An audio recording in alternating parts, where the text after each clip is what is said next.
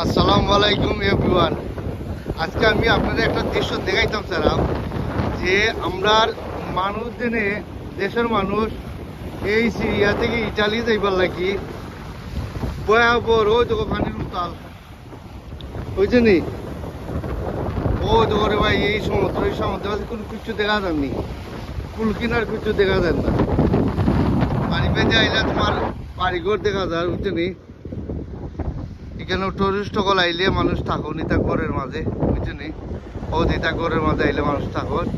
আর এখন আমি বেঁধে এলাম বুঝছে নি। আমি এনে একটা মানুষের ভাই বয়াবরের যা জানেন নিরাপত্তা আছে, যা জানের মায়া আছে রে ভাই। এই দেশে ত্যাগ করে রে ভাই, এই পানির সমুদ্র মুখা তোমরা আওয়ার এটা কি দরকার আছে রে ভাই। কত সমস্যা নষ্ট হয়ে যা, এর থেকে মার পুরো থাকো রে ভাই দেশ।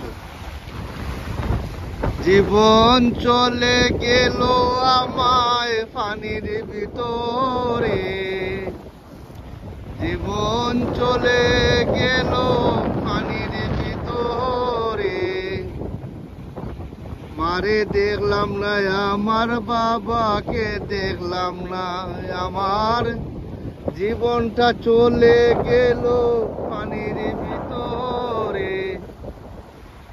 বাবা মারেও দেখলাম না, আমার বাবাকে দেখলাম না, আমার জীবনটা চলে গেল পানির ভিতরে।